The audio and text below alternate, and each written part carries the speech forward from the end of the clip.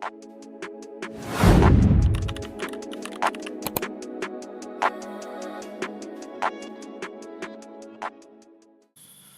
arkadaşlar, Teknokolog kanalımıza hoş geldiniz.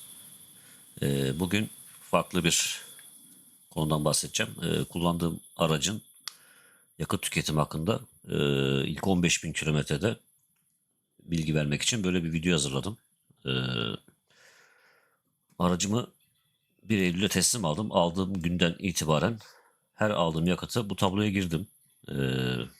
İstatistik tutmayı biraz seven biriyim. Hem de nedir ne değildir bir görelim dedim.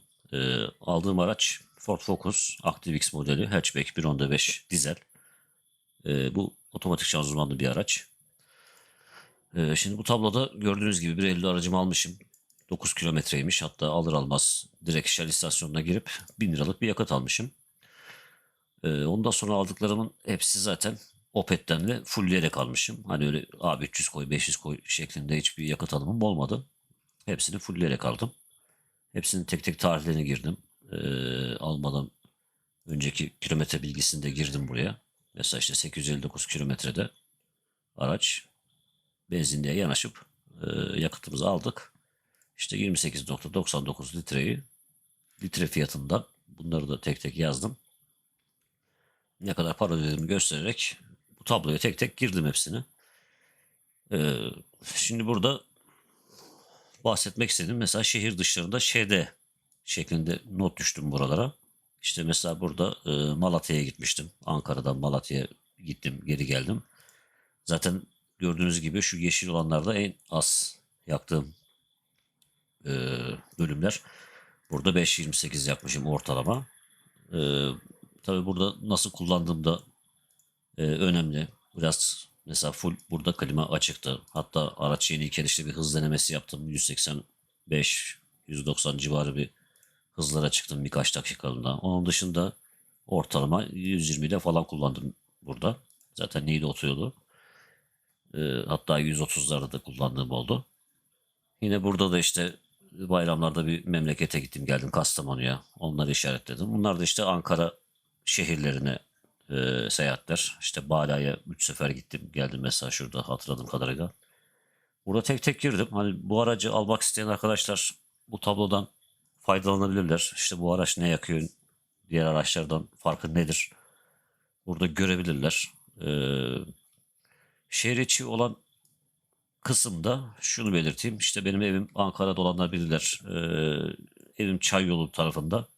İş yerimde Ostim tarafında. Hani her sabah git gel şeklinde yaptığım yollar bunlar. Yaklaşık bir 15 tane trafik lambası var. Bunu belirteyim. İşte her sabah okul döneminde çocuğu da yine okula bırakıyordum. O da bayağı fark ettiriyor. Çünkü Eskişehir yolunu bilenler bilir işte o Mitköy Köprüsü'ne kadar Kontkent'in çıkışından dur kalk şeklinde bayağı sıkıntı oluyor. Şimdi tabii yaz mevsimine girince bir anda o olay kalktı. Hemen fark ettiriyor zaten. Yani denemek istediklerim bunlar. Onun dışında tabloda bütün veriler var. Buradan tek tek inceleyebilirsiniz. Durum bu şekilde.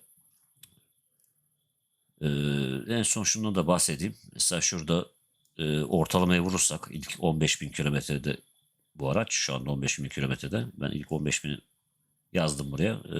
Ortalamaya vurursak şurada gördüğünüz gibi 5.91 litre yakmış bu araç 100 kilometrede. Şehir içi şehir dışı karışık diyebiliriz. İsterseniz şurada da bir istatistik var. Bu da 1 litre mazotla ne kadar kilometre gittiğimi gösteriyor. Bunlar zaten matematiksel işlemler. Yani yanlış olma ihtimali yok. O da tam 17 çıkmış şu anda. Yani 1 litreyle 17 kilometre yol yapıyoruz bu arabayla. Tabii ben hiç klimayı kapatmam. Hani hızımı da genelde şehir içinde hani trafiğe göre ayarlarım. Yani yavaş da gitmem. Çok hızlı da gitmem. Onları da belirteyim. Trafiğin hızına uyarım yani. O şekilde bir kullanım yaptım. Başka bahsetmek istediğim bir şey şu anlık bu kadar. Umarım bu arabayı almak isteyen arkadaşlara faydası olur. Burada karşılaştırmalarını yapar. Sormak istediğiniz bir şey varsa yorumlarda belirtebilirsiniz. Teşekkür ederim benim izlediğiniz için. Abone olursanız beğenirseniz videoyu da sevinirim. Kendinize çok iyi bakın. Hoşçakalın.